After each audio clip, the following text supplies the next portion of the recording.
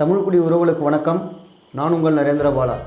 நம்ம அன்றாட வாழ்க்கையில் எந்த அடிப்படை தேவைகள் இல்லைன்னாலும் நம்ம ஏதோ கஷ்டப்பட்டு நம்ம வாழ்க்கையை நடத்திக்கிட்டு இருக்கோம். அப்படி இருக்க சூழ்நிலையில் நம்ம சுற்றி நடக்கிற அவலங்களை கண்டுக்காமல் போனாலும் அது ஒரு நேரத்தில் நமக்கு ஆபத்து தானாக தேடி வரும், பிரச்சனை தேடி வரும்.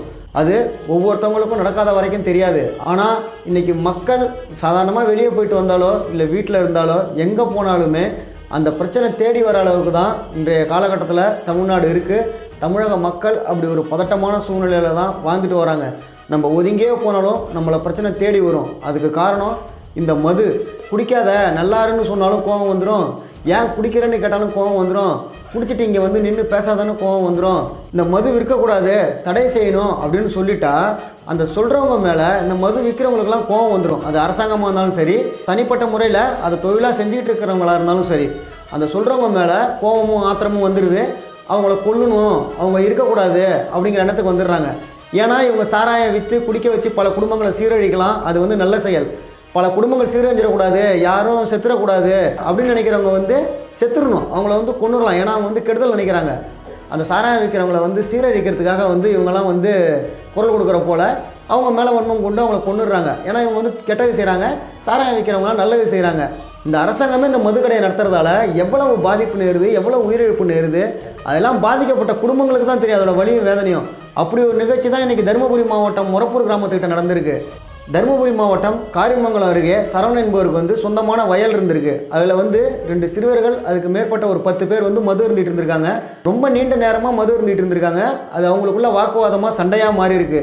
அதை பார்த்த வயலோட உரிமையாளர் சரவணன் வந்து போய் கேட்டிருக்காரு, இங்கே மது இருந்தக்கூடாது அப்படின்னு சொல்லி கண்டிச்சிருக்காரு. அதை கண்டிச்சுட்டு அவர் போகிறப்ப இந்த 10 பேரும் துரத்திக்கிட்டு போய் அவரை கத்தியால குத்தி கொலைவெறி தாக்குதல் செஞ்சு கொலை பண்ணியிருக்காங்க. இது வந்து எந்த வகை ஒரு மனிதத்தன்மை செயலா? இது யார் மேலே தவறு? அவரோட நிலத்துல நின்று தண்ணி அடித்தவங்களை போய் தண்ணி அடிக்காதீங்க, சண்டை போடாதீங்க, போங்கன்னு சொன்னவரை கத்தியால குத்தி கொண்டுருக்காங்க. இன்றைக்கி அந்த அளவு இந்த தமிழக மக்கள் மனித மிருகமாக மாறி இருக்காங்கன்னா அதுக்கு காரணம் இந்த மது. இதுக்கு பாட்டாளி மக்கள் கட்சி தலைவர் மருத்துவர் அன்புமணி ராமதாஸ் அவர்கள் கடுமையான கண்டனத்தை தெரிவிச்சிருக்காங்க. இதுக்காக தான் பொது இடங்களில் மதுக்கடைகள் இருக்கக்கூடாது அப்படின்னு சொல்லி வழக்கறிஞர் பாலு அவர்கள் மூலமாக நிறைய மதுக்கடைகளை மூடினாங்க. அதாவது கோயில்கள், பள்ளிகள், அதிகமாக மக்கள் பயன்படுத்தக்கூடிய வழிகளில் உள்ள மதுக்கடைகள்லாம் மூட வச்சாங்க. அப்படி இருந்தும் இன்றைக்கி இந்த மதுக்கடைகளை ஒழிக்க முடியல. அதுக்கு அரசாங்கமும் முன்னெடுக்கலை. நவீனமயமாக எப்படி கொண்டு வரலாம், எப்படி உற்பத்தி பண்ணலாம், எப்படிலாம் இதை வந்து பாட்டிலில் ஜூஸ் பாட்டிலில் கொண்டு வரலாமா, இல்லை வீட்டுக்கு வீட்டு டெலிவரி பண்ணலாமா, இல்லை மளிகை கடையிலே விற்கலாமா, இல்லை எந்திரத்தில் ஏடிஎம் கார்டு விட்டு நம்ம பணம் எடுக்கிறோமே அதே போல் மது பாட்டில்களை விற்பனை பண்ணலாமா, இப்படி தான் வந்து சிந்திச்சுக்கிட்டு இருக்காங்களே தவிர இந்த மதுக்கடைகளை மூடணும், மக்களை பாதுகாக்கணுங்கிற எண்ணமே இல்லை. இன்றைக்கி மருத்துவர் அன்புமணி ராமதாஸ் அவர்கள் அந்த கொலைக்கு கண்டனத்தை தெரிவித்து வருத்தப்பட்டு நாட்டில் நேரக்கூடிய நிகழ்வுகளை எடுத்து நல்லா கூறியிருக்காரு. மேலை நாடுகளில் விருந்துங்கிற பேரில் மது அருந்துறாங்க. அதே போல் தமிழகத்துலேயும் பண்டிகை, திருவிழா, கல்யாணம், காது குத்து, இதே போல் இல்ல நிகழ்வுகள்லையும் பல நிகழ்ச்சிகள்லையும் மது அருந்திட்டு சண்டையில் ஈடுபடுறதும் ஒரு சந்தோஷமான நேரத்தை வந்து சீரழிச்சிக்கிறதும். அது மட்டும் இல்லாமல் மாணவர்கள் இன்றைக்கி பள்ளிக்கூடத்துலேயும் மாணவர்கள் வந்து சரக்கடிக்கிறத பார்க்குறோம். பொது இடங்களில் காரெல்லாம் வழிமறித்து வம்பு வளர்க்குறத பார்க்குறோம். பேருந்து பயணத்தின் போது மது பாட்டில் குடிச்சிட்டு பிரச்சனை பண்ணுறத பார்க்குறோம். இப்படி நிறைய அவலங்கள் வந்து நாட்டில் நேருது. இதெல்லாம் வந்து தமிழக அரசு திருத்தணும். இதுக்காக தான் பல முன்னெடுப்புகளை நாங்கள் மது ஒழிக்கிறதுக்காக தொடர்ந்து போராடிக்கிட்டு வரோம். இது போல் மதுவால் நேரும் வன்முறை தமிழகத்தில் நடக்கிறது வந்து வெக்கக்கேடாக இருக்குது. இதுதான் திராவிட மாடல் அரசா? தமிழகம் வந்து வன்முறை நாடாக மாறிக்கிட்டு இருக்குது, மக்கள் சீரழிஞ்சிக்கிட்டு இருக்காங்க. இதுக்கு என்ன தான் தீர்வு அப்படின்னு தன்னோட ஆதங்கத்தை வெளிப்படுத்தியிருக்காரு. பொது இடங்களில் புகைப்பிடிக்கக்கூடாது அப்படின்னு ஒரு நல்ல செயல் திட்டத்தை கொண்டு வந்தவர் மருத்துவர் அன்புமணி ராமதாஸ் அவர்கள். அவருக்கு மீண்டும் இதை சீர்படுத்தக்கூடிய ஒரு வாய்ப்பு கிடைச்சா நிச்சயமாக இந்த மதுவால் சீரழியும் தமிழகத்திற்கு ஒரு நல்ல விடிவு காலத்தை கொண்டு வருவார், மக்களுக்கு ஒரு நல்ல வாழ்க்கையை தருவார்.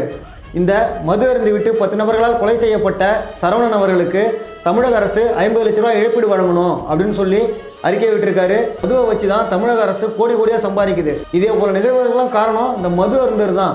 இதில் தமிழக அரசுக்கும் நிச்சயமாக பங்கு இருக்குது. அந்த இழப்பீடு தொகை 50 லட்ச ரூபா தமிழக அரசு தரணும். ஏன்னா ஏற்கனவே கள்ளசாராயம் குடித்தவங்களுக்கே வந்து 10 லட்ச ரூபா கொடுத்தாங்க. தீ விபத்தில் சாகுறவங்க, ஆக்சிடென்ட்டில் சாகுறவங்க, ஏதோ ஒரு விபத்தில் சாகுறவங்களுக்குலாம் கூட 3 லட்சம் தான். கள்ளசாராயம் குடிச்சிட்டு சேர்த்தவங்களுக்கு 10 லட்ச ரூபா கொடுத்தாங்க.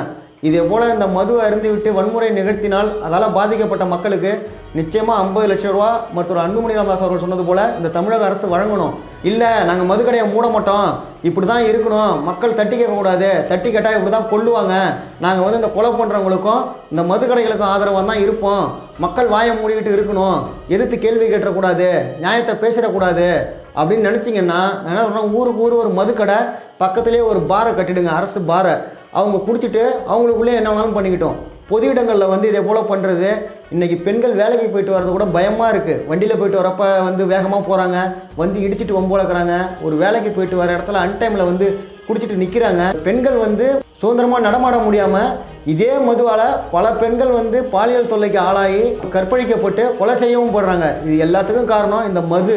இந்த மதுக்கு என்றைக்கு தான் நீங்கள் தீர்வு கொண்டு வருவீங்க? இல்லை மக்களை பற்றி கவலை இல்லை, மதுக்கடை தான் எங்களுக்கு முக்கியம்னு நினச்சிங்கன்னா, இந்த குடிக்கிறவங்களுக்கெல்லாம் தயவு செஞ்சு நீங்கள் ஒயின் ஷாப்பு வந்து ஒவ்வொரு ஊருக்கும் ஒயின் ஷாப்பு ஊருக்கு ஒதுக்குப்புறமாக கட்டிடுங்க. அதே இடத்துல நல்ல ஒரு பெரிய மண்டபமாக கட்டிடுங்க. அவங்களாம் வந்து சரக்கு அடிக்கிற நவீன வசதியோட உட்காந்துட்டு சரக்கு அடிச்சுட்டு அங்கேயே தங்கிட்டு படுத்து தூங்கி எந்திரிச்சு காலில் வர போல் செஞ்சுருங்க. அவங்களுக்கு உதவித்தொகையும் 1000 ரூபா கொடுத்துருங்க. நீங்கள் மாதம் மாதம் மகளிருக்கு தர வேணாம், மக்களுக்கு தர வேணாம், படிக்கிற மக்களுக்கு தர வேணாம், இதே போல் பாதிப்படைஞ்சவங்களுக்கு நீங்கள் தர வேணாம். அவங்களுக்கு 1000 ரூபா கொடுத்தீங்கன்னா அப்படியே குடிச்சிட்டு படுத்துட்டு காலை உணவு திட்டம் பள்ளிக்கூடத்தில் போடுறீங்க பார்த்தீங்களா? அதே போல் அங்கே ஒரு உணவு திட்டத்தையும் நடைமுறைப்படுத்திட்டீங்கன்னா சாப்பிடுவாங்க, குடிப்பாங்க, நீங்கள் தர உதவித்தொகையை உங்களுக்கே கொடுத்துருவாங்க. இதே போல் நீங்கள் வந்து ஆட்சி நடத்திக்கிங்க. அப்போ நீங்கள் அதை போல் செய்வீங்களா? செய்ய மாட்டீங்கல்ல. ஏன்னா மக்கள் பணத்தை சுரண்டணும், மக்கள் கஷ்டப்பட்டு சம்பாதிக்கிறத சுரண்டணும். நீங்கள் வந்து உதவித்தொகையாக கொடுக்குற, மகளிர் உதவித்தொகையாக கொடுக்கறது, பொங்கல் பரிசு தொகையாக கொடுக்கறது, இந்த நிவாரண தொகையாக கொடுக்கறது எல்லாமே எங்கே போகுது? எந்த தைரியத்தில் கொடுக்குறீங்க? அது திரும்பி எப்படியும் மது கடைக்கு வந்துடும் அப்படிங்கிற தைரியத்தில் தான். மது விற்கிறவங்களுக்கும் மது குடிக்கிறவங்களுக்கும் அவ்வளவு துணிச்சல். இன்றைக்கி அவங்கள தட்டி கேட்டக்கூடாது, மக்கள் வந்து நல்லதை எடுத்து சொல்லிடக்கூடாது. பாதிக்கப்படுறது அந்த ஒருவர் தான். இதுக்கு எதிராக மக்களும் வந்து களம் இறங்க மாட்டாங்க. மக்கள் ஒன்று சேர்ந்து குரல் கொடுத்தா எப்படி இவங்களாம் பயப்படாமல் இருப்பாங்க? இல்லை இதே போல் கொலை பண்ணுறவங்கள அடித்து கொள்ளலாங்கிற உரிமையை கொடுங்க மக்களுக்கு. இன்றைக்கி குடிச்சிட்டு ஒரு தப்பை தட்டி கேட்கறதுக்கு அவன் கொள்றான்னா, அதே போல் திரும்பி மக்கள் அடித்து கொள்ளலாம் அப்படிங்கிற ஒரு சட்டத்தை நிறைவேற்றிருங்க. ஒன்று நீங்கள் அப்படி செய்யுங்க, இல்லை இப்படி செய்யுங்க. அப்போ மக்களே தண்டனையை கொடுத்துருவாங்க.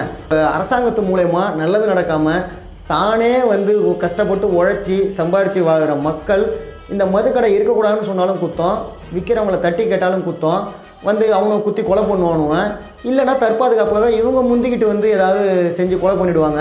அப்போ பாதிக்கப்படுறது எப்படியோ மக்களோட வாழ்க்கை தான். அந்த கொன்னாலும் சரி கொல்லப்பட்டாலும் சரி பாதிக்கப்படுறது அந்த பாமர மக்களோட வாழ்க்கை தான். இதுக்கெல்லாம் நீங்கள் என்ன தீர்வு காண போகிறீங்க? என்ன செய்ய போகிறீங்க? மக்கள் பாவத்தை ஏன் இப்படி வாங்குறீங்க? இன்றைக்கி அந்த இறந்து போனவரோட குடும்பம் எவ்வளோ கஷ்டப்படும். இதே போல் ஒரு குடும்பமாக இருக்குது, ஒரு இடத்துலையா இருக்குது.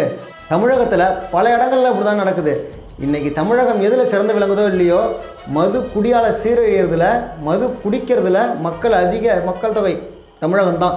அதில் தான் தமிழகம் முதல் மாநிலமாக இருக்குது. இதெல்லாம் வந்து ஆட்சி நடத்துகிறவங்களுக்கு வெக்கக்கேடு. தமிழக அரசு, காவல்துறை, நீதித்துறை தயவு செஞ்சு மக்களுக்காக செயல்படுங்க. நீங்கள் சரியாக இருந்தீங்கன்னா இதுபோல் தவறுகள் நடக்காது. குற்றம் செய்கிறவங்க நிச்சயமாக பயப்படுவாங்க. பொதுமக்களை நிம்மதியாக வாழ வைங்க. மக்களால் தான் உங்கள் எல்லாருக்குமே வேலை, மக்களுக்காக தான் நீங்கள் எல்லாருமே. அதை புரிஞ்சு தயவு செஞ்சு இந்த மதுவை ஒழித்து மக்களை நிம்மதியாக வைங்க. மதுவை ஒழிக்க முடியலனாலும் இதுபோல் வன்முறை நிகழாமல் மது அருந்துவோரால், மது விற்போரால் பொதுமக்களுக்கு பாதிப்பு இல்லாமல் பல குடும்பங்கள் சீரழிஞ்சு கண்ணீர் சிந்தி அவங்க கதறலுக்கும் சாபத்துக்கும் நீங்கள் ஆளாகாமல் நீங்கள் இதிலேருந்து பாதுகாத்து சட்ட ஒழுங்கை சீர்படுத்துங்க. இதுக்கு தகுந்த நடவடிக்கை எடுக்கணும். இதே போல் இறப்புகள் நிச்சயமாக குறையணும்.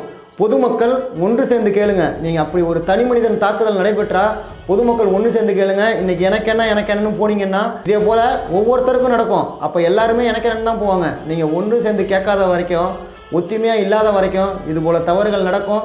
மக்களும் உங்களோட பொறுப்பை உணர்ந்து செயல்படுங்க. அப்படி பயந்து போகிற உயிர் போனால் போட்டும். இப்படி மற்றவங்களை நாசப்படுத்தி மற்றவங்களை அழித்து வாழ்கிற வாழ்க்கைக்கு இப்படி மக்கள் நலனுக்காக குரல் கொடுத்து போனால் அது வந்து பெருமை தான். போனால் போட்டும். தயவு செஞ்சு மது அருந்தாதீங்க. மனுஷத்தன்மையோட நடந்துக்குங்க. மதுவை குடிச்சிட்டு இப்படி சக மனிதனை கொள்கிற மிருகமாக நடக்காதீங்க.